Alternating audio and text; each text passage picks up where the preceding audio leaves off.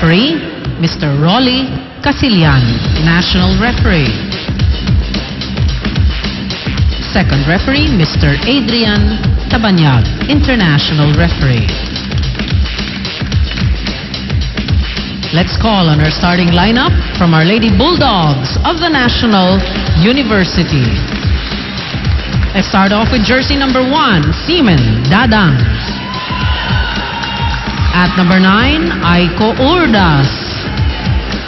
Wearing jersey number 11, Myla Pablo. Team captain with jersey number 16, Aliona Denise Santiago. Guest player with jersey number 3, Elijah Daphne Santiago. And guest player with jersey number 10, Ruby De Leon. Libero, number 12, Jeneline Reyes. Head coach, Mr. Edjet Mabayan. Calling on Our Lady Falcons from the Adamson University. Let's start off with their setter, jersey number 14, May Jennifer Macatuno. At number 9, Faye Janelle Guevara. Wearing jersey number 4, Mylene Paat. At number 2, Maria Paulina Soriano, team captain. Wearing jersey number 1, Sheila Marie Pineda. And guest player with jersey number 8, Angela Benting. Libero, number 11, Princess Listana. Head coach, Mr. Sherwin Meneses. Good luck to both teams. Well, ladies and gentlemen, the starters have been announced dito po sa arena at inaanyayahan namin kayong lahat na manood po dito sa ating Shakey's V-League. Bakit? Dito lang po available sa arena itong ating 10th anniversary coffee table book. Yes. Ayan. At ready na yan. Papakita ko yung ito. Dito may close up ulit. Yan si Michelle Datuin, dating manlalaro ng De La Salle University. Ngayon kasama na natin dito sa ating broadcast panel. Hindi lang yan, marami pong storya tungkol sa kasaysayan ng Shakey's V-League. Very star-studded actually. Yung edition na yan from Shakey's. Sayang yung Ivy Remulla, hindi umabot. Konti na lang no? Oo. Di ba naka-experience din naman? As guest player. Yan. As we are underway dito po sa ating labanan, 3rd place in the UAAP going up against 4th place in the UAAP. At ang 3rd placer ang unang nakapuntos of a hitting error. Itong kupunan ng Adamson.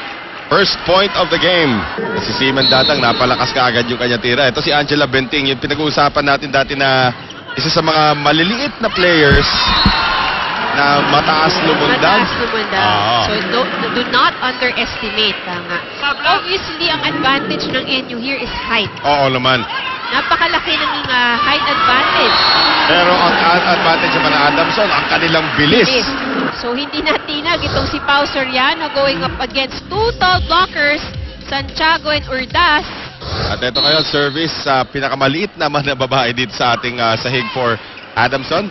Ayan yung kanilang setter na si May Macatuno. Out of nowhere comes Tindin Santiago. Almost a good save para sa Adamson. Nakikita natin dito, gitnang-gitna. Packet pala si Pao Soriano, nakatira na. Itong si Tindin Santiago. Again, you can't teach height. She's 6'2". At siya na rin ang tumatayong skipper. Dito ko po na ng Lady Bulldogs. Great serve by Tindin. Tindin Santiago, isa sa pinakamagagaling na server dito sa Shakey's V-League. Pati sa UAAP, she was in the top 5 sa service sa UAAP. Tindin. Yan, napalakas na.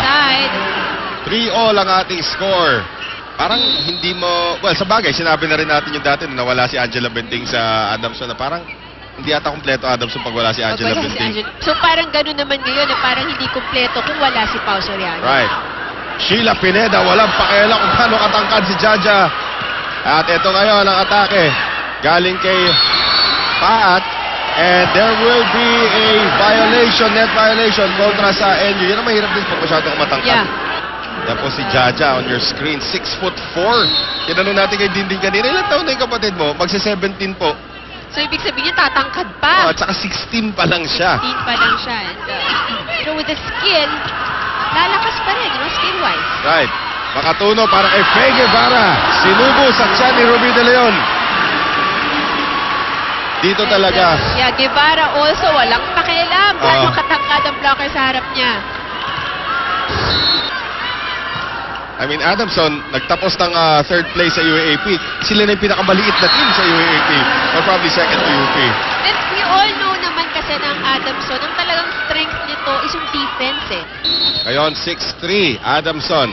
Di makaalagwa itong kupunan ng NU. It's Fun Family Pizza. It's gotta be Shakey's. Jen Reyes. Reception. Ruby De Leon. Quick set. Papunta rito kay Jaja Santiago. Here is Sheila Pineda. Guevara. One more time around for Pineda. On the angle. Kept alive by Ordaz. Nice dig by Soriano. Guevara. Delayed set. Oh, nice attack again from Guevara. Ordaz. Soriano. Long rally. Back set. Paat. Turn back. By Dadang. Isipin mo, hindi na si Jaja yun, ha? Oo eh. So everybody really contributing at the front of the net here for NU. Seaman Dadang. At 5'8" is one of the smallest players. Nakalain mo smallest player pa at Oo. 5'8". Lista na. Medyo malapit sa net. Kamali dun si Makatuno. At ito, mahabol na ang Lady Bulldogs. Isa na lang ang abante ngayon ng Lady Falcons. Dadang once again. At minsan talaga mas maganda pag siniswerte ka kaysa magaling ka, no? Lucky break there from the serve of Dadang. So may konting tulong sa net. Oo. We're now tied 6-6. Tatlo sunod na puntos yan para sa kupunan ng NU. Axel is the official outfitter of the Shakey's V-League. Listana, Makatuno, Pineda. Nice dig by Dindin. Ito ngayon ang atake. Galing dito kay Myla Pablo. Not also the best of positions para kay Myla Pablo, pero nagawan pa rin ang paraan off the block. This is 4 straight points ngayon, Ivy, ha? Para sa kupunan ng NU. Dadang, ganda na naman ang serve. Listana, good reception. Makatuno, walang pupuntahan. Over galing dito kay Sheila Pineda. Nice block by Guevara on Jaja. Block, well timed by Guevara. Actually, timing lang naman eh. Kailangan nyo. Jaja is really taller than Guevara, pero look at the timing. Sabi ni Jaja, ang baba daw. Hindi naman pangkaraniwang player kasi ito si Jaja at 6'4", ano? Isipin mo, nasa papalo ng quick, nasa ano na eh, no? Nasa dibdib na niya, oh. Dibdib na niya eh. Guevara, nilabanan na naman. Ito si Jaja. De Leon, back set. Myla Pablo. Off the block. Wala to sa touching the hands of Paat. 8-7 ang ating score. Lamang ng isa ang NU.